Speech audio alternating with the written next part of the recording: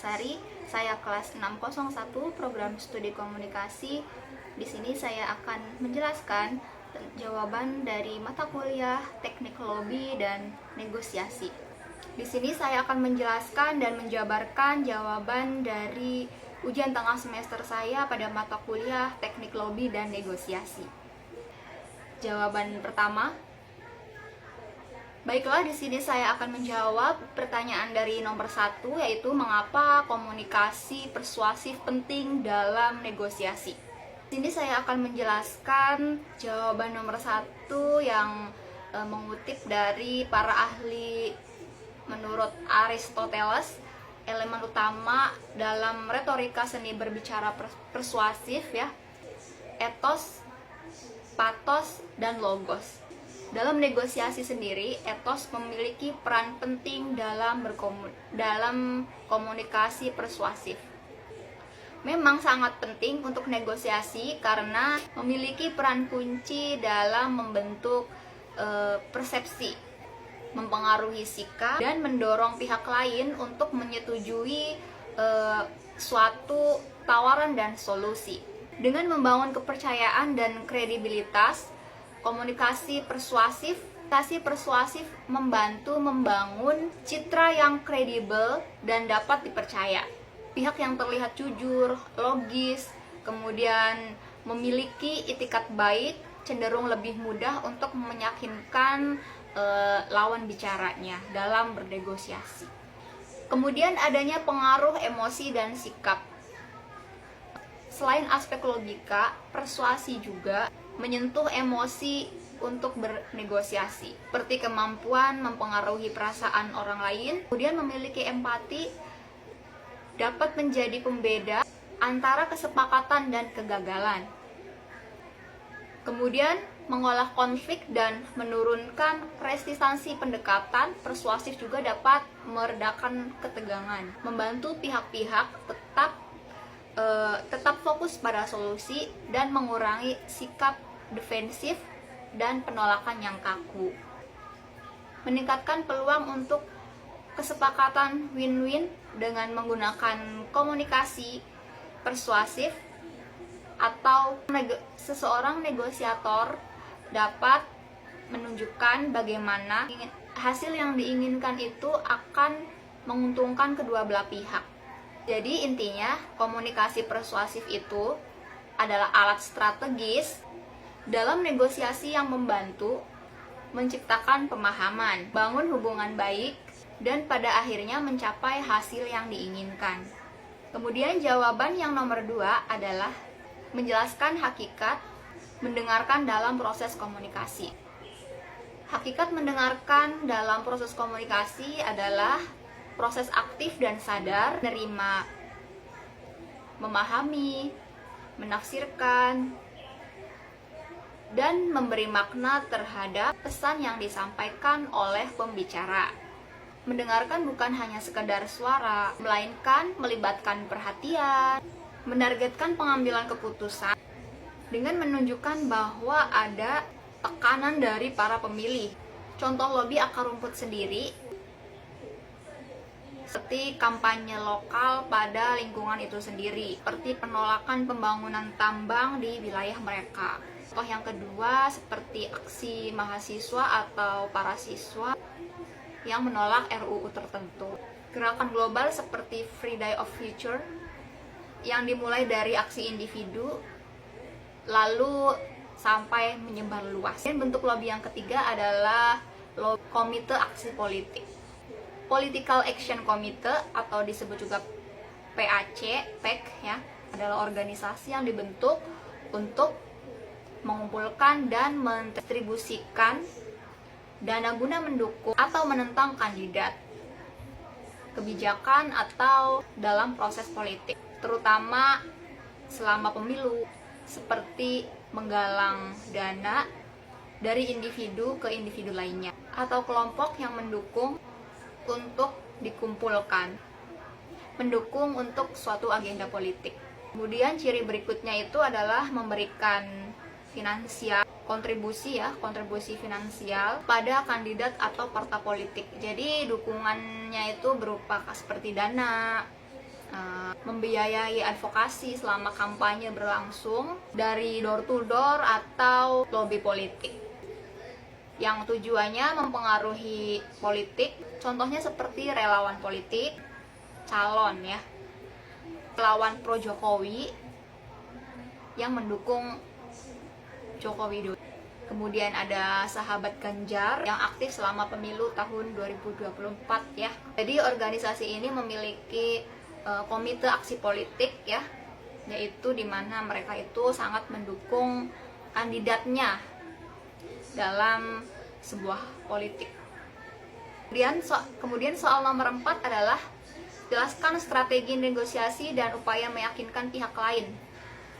Apa saja keterampilan yang harus dimiliki seorang negosiator?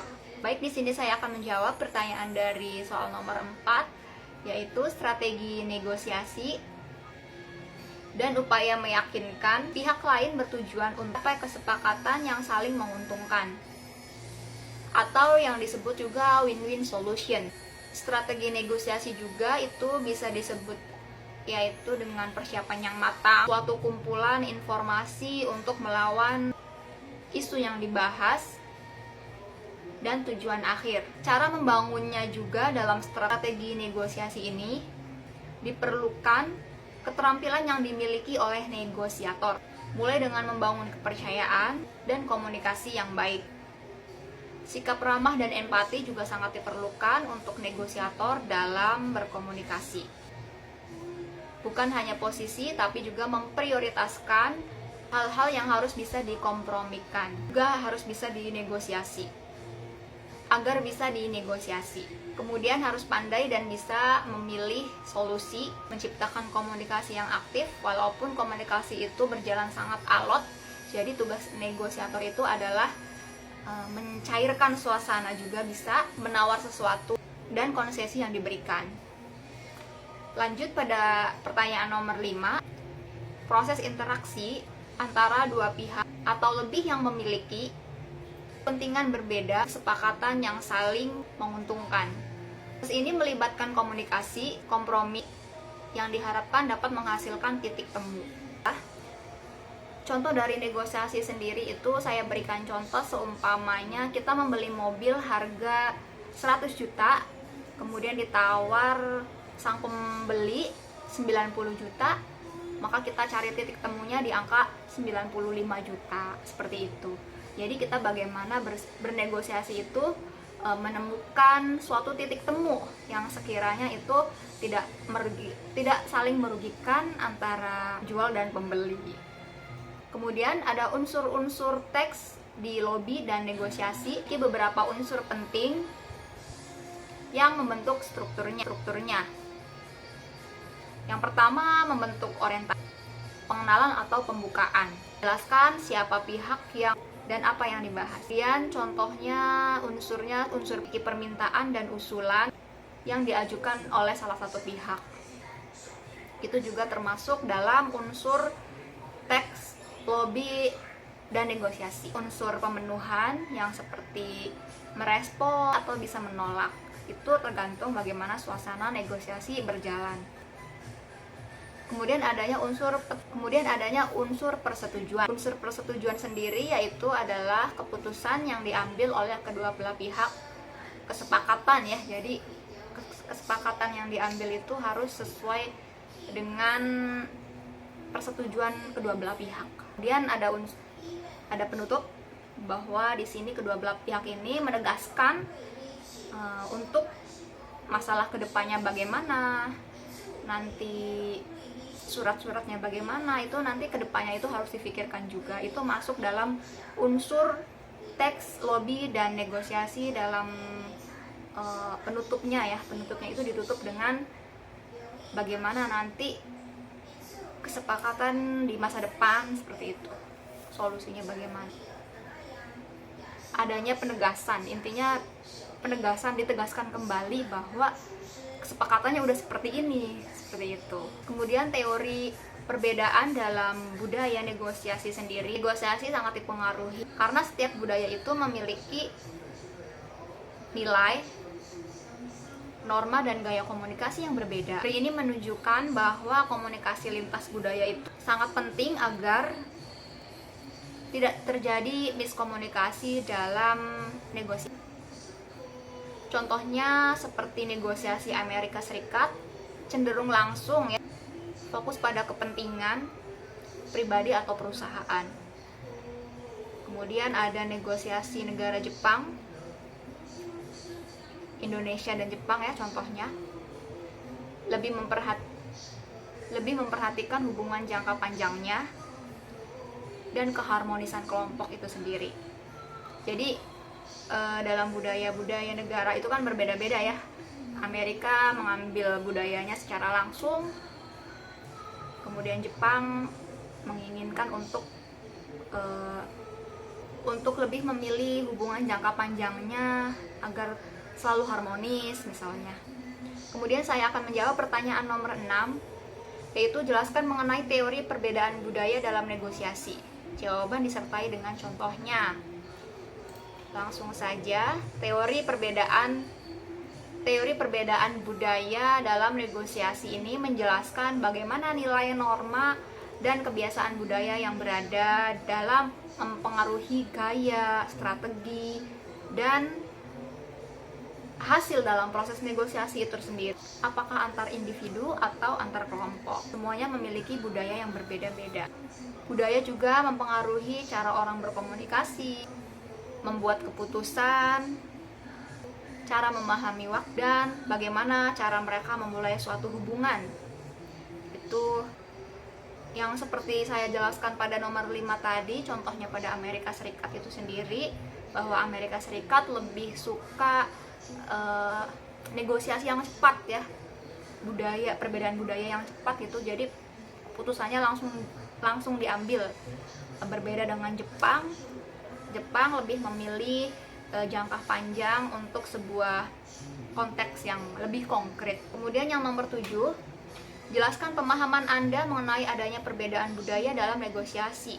Lantas bagaimana upaya untuk menciptakan komunikasi yang efektif karena adanya perbedaan latar belakang budaya dalam dunia bisnis? Jawaban saya di sini adalah nomor 7. Pemahaman mengenai perbedaan budaya dalam negosiasi sangat penting dalam konteks bisnis. Budaya juga mempengaruhi cara seseorang berkomunikasi, membuat keputusan, menyelesaikan konflik, serta menyampaikan pendapat atau kritik. Dalam negosiasi, ini bisa mencakup cara berkomunikasi secara langsung atau tidak langsung, persepsi terhadap waktu, sikap terhadap resiko, gaya kepemimpinan, bahkan sampai nilai-nilai sosial. Upaya meningkatkan komunikasi yang efektif dalam perbedaan budaya. Untuk menciptakan keefektifan itu sendiri di tengah perbedaan budaya, berikut langkah-langkah yang dapat saya jabarkan. Langkah-langkah pertama yaitu meningkatkan kesadaran lintas budaya. Pelaku bisnis itu harus mengetahui karakteristik baik melalui pelatihan, pengalaman, atau literatur. Kemudian empati dan keterbukaan. Menumbuhkan sikap saling menghargai, tidak menganggap budaya diri sendiri lebih baik, mau menyesuaikan diri. Penggunaan mediator atau perantara budaya dalam situasi tertentu, menggunakan pihak ketiga yang memahami dua budaya untuk membantu menjembatani perbedaan persepsi, membingungkan pihak lain. Kemudian langkah berikutnya adalah penerapan dan komunikasi yang netral. Menghindari idiom, slang, atau referensi budaya lokal yang membingungkan pihak lain. Kemudian langkah berikutnya adalah fleksibilitas dan kesabaran.